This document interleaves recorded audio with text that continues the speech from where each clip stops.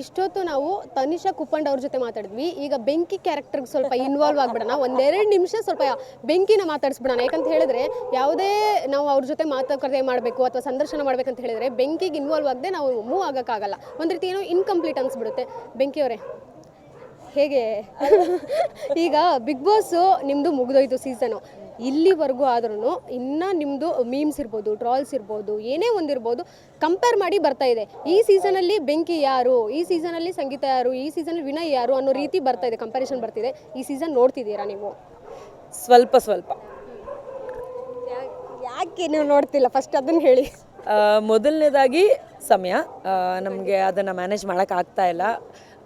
ಅಮ್ಮ ನೋಡ್ತಾರೆ, ಸೊ ಯಾವಾಗ ಅಮ್ಮ ನೋಡ್ತಿರ್ತಾರೋ ಆ ಟೈಮ್ನಲ್ಲಿ ನಾನು ಮನೆಗೆ ಬಂದರೆ ಡೆಫಿನೆಟ್ಲಿ ನೋಡ್ತೀನಿ ನಾನು. ಆ್ಯಂಡ್ ಅಪಾರ್ಟ್ ಫ್ರಮ್ ದಟ್ ಭಾಳಷ್ಟು ಜನ ಸ್ನೇಹಿತರೇ ಇದ್ದಾರೆ ಈಗ ಸೀಸನ್ 11 ಬಿಗ್ ಬಾಸ್ನಲ್ಲಿ.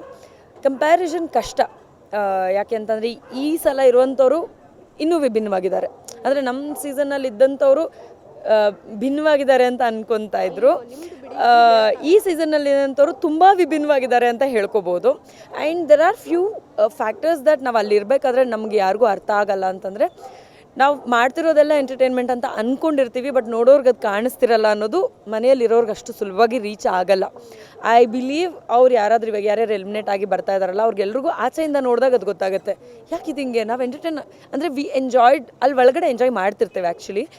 ಅದು ಆಚೆ ಜನರಿಗೆ ಹೇಗೆ ರೀಚ್ ಮಾಡಿಸ್ಬೇಕು ಅನ್ನೋದು ಒಳಗಡೆ ಗೊತ್ತಾಗಲ್ಲ. And that's one minus. ನಮಗೆ ಅರ್ಥ ಆಗದೇ ಇರೋದು ಅಲ್ಲಿ ಒಳಗಡೆ ಯಾವುದೇ ಕಾರಣಕ್ಕೂ ಅಷ್ಟು ಸುಲಭವಾಗಿ ಗೊತ್ತಾಗೋಕ್ಕೆ ಚಾನ್ಸೇ ಇಲ್ಲ.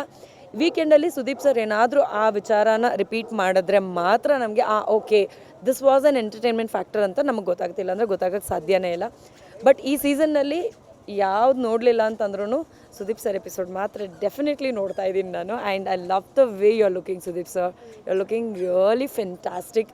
ನಮ್ಮ ಸೀಸನ್ನಲ್ಲಿ ಈ ಥರ ರೆಡಿಯಾಗಿಲ್ಲ ಅಂತ ಒಂದು ಕಾರ್ನರಲ್ಲಿ ಬೇಜಾರಿದೆ ನನಗೆ, ಬಿಕಾಸ್ ಅಲ್ಲಿ ತುಂಬ ಹತ್ತಿರದಲ್ಲಿ ನೋಡ್ತೀವಿ. And whenever we talk, T ವಿನಲ್ಲಿ ಮಾತಾಡ್ತಾ ಇದ್ರು ನಮ್ಮ ಪಕ್ಕದಲ್ಲೇ ಕೂತ್ಕೊಂಡು ಮಾತಾಡ್ತಾ ಇದ್ದಾರೆ, ನಮ್ಮ ಎದುರುಗಡೆನೇ ಇದ್ದು ಮಾತಾಡ್ತಾ ಇದ್ದಾರೆ ಅನ್ನೋ ಫೀಲ್ ಇರುತ್ತೆ. ಸೊ ಅಷ್ಟು ಹತ್ತಿರದಿಂದ ನೋಡೋವಂಥ ಅವಕಾಶ ನಾನು ಕಳ್ಕೊಂಡಿದ್ದೀನಿ ಅನ್ನೋ ಒಂದು ಬೇಜಾರಿದೆ ನನಗೆ. ಬಿಕಾಸ್ ಈ ಸಲ ಅಂತೂ you are looking really fabulous, fantastic. Sudeep ಅವರು ಈ ಸೀಸನ್ ಸ್ಪರ್ಧಿಗಳಿಗೆ ಒಂದು ಮಾತು ಹೇಳಿದರು, ಇಷ್ಟು ವರ್ಷ ನಾನು ನಡೆಸ್ಕೊಟ್ಟಂತಹ ಸೀಸನ್ಗಳು ಎಲ್ಲ ನನಗೆ ಇಷ್ಟ ಆಗಿತ್ತು, ಅಂದರೆ 6th ಸೀಸನ್ ಬಿಟ್ಟರೆ ನಿಮ್ಮ ಸೀಸನ್ನೇ ನನಗೆ ಇಷ್ಟ ಆಗಿಲ್ಲ ಅನ್ನೋ ಒಂದು ಮಾತು ಹೇಳಿದರು. ನಿಮಗೇನು ಅನ್ನಿಸ್ತು? ನಿಜ ಅನಿಸುತ್ತೆ. ಯಾಕಂದರೆ ನಮ್ಮೆಲ್ಲರಿಗಿಂತ ನಾವು ಹೊರಗಡೆಯಿಂದ ನೋಡ್ತೀವಿ, ಅವ್ರು ತುಂಬ ಹತ್ತಿರದಿಂದ ನೋಡ್ತಾರೆ ಆ್ಯಂಡ್ ಮಾತಾಡ್ತಾರೆ. ಸೊ ಮಾತಾಡಬೇಕಾದ್ರೆ ಅವ್ರಿಗೆ ಜಾಸ್ತಿ ಗೊತ್ತಿರುತ್ತೆ. And Sudeep sir as a very practical person. ಅವರು ಪ್ರಾಕ್ಟಿಕಲಾಗಿ ಮಾತಾಡೋ ರೀತಿಗೆ ನಮಗೆ ತಪ್ಪು ಅವ್ರು ಹೇಳ್ತಿರೋದೆಲ್ಲೋ ಅಂತ ಏನೋ ಮಿಸ್ಟೇಕ್ ಇರ್ಬೋದು ಅಂತ ಡೌಟ್ ಕೂಡ ಮಾಡೋಕ್ಕಾಗಲ್ಲ. He is on dot. ಅದೇನಾದರೂ ಹೇಳ್ತಿದ್ದಾರೆ ಅಂತಂದರೆ ಡೆಫಿನೆಟ್ಲಿ ನಿಜಾನೇ ಆಗಿರುತ್ತೆ. ಆ್ಯಂಡ್ ಎಲ್ರಿಗೂ ಎಲ್ಲನೂ ಇಷ್ಟ ಆಗಲ್ಲ ಅನ್ನೋದಕ್ಕೆ ಇದು ಒಂದು ಎಕ್ಸಾಂಪಲ್ ಆಗಿರುತ್ತೆ. ಇವಾಗ 10 ಸೀಸನ್ನ ಏನೋ ಒಂದು ಫ್ಯಾಕ್ಟ್ರ್ ನೋಡಿ ಇಷ್ಟಪಟ್ಟಿರ್ತಾರೆ, ಆ್ಯಂಡ್ 11 ಬಂದಾಗ ಅದನ್ನು ಎಲ್ಲೋ ಒಂದು ಕಡೆ ಎಕ್ಸ್ಪೆಕ್ಟ್ ಮಾಡ್ತಿರ್ತಾರೆ ಪ್ರಾಬಬ್ಲಿ, ಅಥವಾ ಇನ್ನೂ ಜಾಸ್ತಿ ಎಂಟರ್ಟೈನ್ಮೆಂಟ್ ಎಕ್ಸ್ಪೆಕ್ಟ್ ಮಾಡ್ತಿರ್ತಾರೆ. ಅದು ಇಲ್ಲ. ಸೊ ಆ ಮೈನಸ್ನ ಫೀಲ್ ಮಾಡೋಕ್ಕಾಗ್ತಾ ಇಲ್ಲ ಸೀಸನ್ 11ನಲ್ಲಿ, ಅದರಿಂದ ಇರಬಹುದು. ಒಳಗಡೆ ಇರುವಂಥ ಕಂಟೆಸ್ಟೆಂಟ್ಸ್ ನಿಮಗೆ ಯಾರ್ಯಾರು ಪರಿಚಯ ಇದ್ದಾರೆ? ಐ ಥಿಂಕ್ ಒಂದಿಬ್ಬರು ಬಿಟ್ಟು ಎಲ್ಲರೂ ಪರಿಚಯ ಇದ್ದಾರೆ. ಎಲ್ಲರೂ ಪರಿಚಯ ಇದ್ದಾರೆ ಆಲ್ಮೋಸ್ಟ್. ಹಾಗಾದ್ರೆ ತುಂಬ ಚೆನ್ನಾಗಿ. ಈಗ ಎಲಿಮಿನೇಟ್ ಆದಂತಹ ಜಗದೀಶ್ ಅವ್ರು ಬಿಟ್ಟು ಇನ್ನೆಲ್ಲರೂ ಪರಿಚಯ. ಅಲ್ಲಿ ಒಳಗಡೆ ಅಂದರೆ ಡೈರೆಕ್ಟ್ ಪರಿಚಯ ಇಲ್ಲದೆ ಇರ್ಬೋದು, ಜಸ್ಟ್ ಹಾಯ್ ಬಾಯ್ ಅಂತ ನೋಡಿರ್ಬೋದು. ಆಲ್ಮೋಸ್ಟ್ ಚೈತ್ರ ಅವ್ರು ಬಿಟ್ಟು ಐ ಥಿಂಕ್ ಈವನ್ ಧನ್ರಾಜ್ ಜಾಸ್ತಿ ಮೀಟ್ ಮಾಡಿರೋದು ನೆನಪಿಲ್ಲ, ಬಟ್ ಎಲ್ಲ ಹಾಯ್ ಬಾಯ್ ಝೋನಲ್ಲಿ ಭಾಳಷ್ಟು ಜನ ಇದ್ದಾರೆ. ಆ್ಯಂಡ್ ವರ್ಕ್ ಮಾಡಿರೋಂಥವ್ರು ಅನುಷಾ, ಐಶ್ವರ್ಯ, ಭವ್ಯನ ಜೊತೆ ವರ್ಕ್ ಮಾಡಿಲ್ಲ, but ವಿವರ್ in the same production, Ramji sir ಅವರ ಪ್ರೊಡಕ್ಷನ್ನಲ್ಲಿ.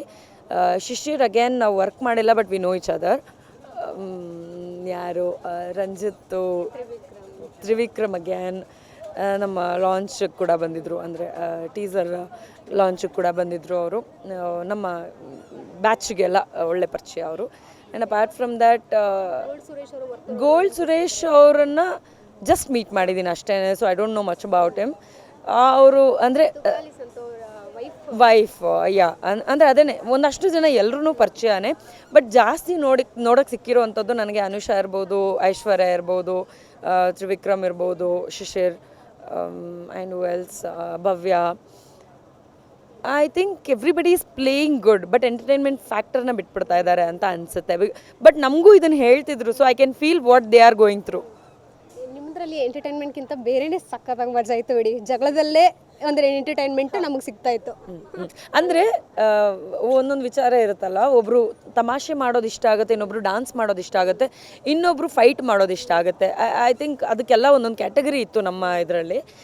ಇದು ಪ್ರಾಬಬ್ಲಿ ಎಲ್ಲ ಮಿಕ್ಸಪ್ ಆಗ್ತಾ ಇದೆ.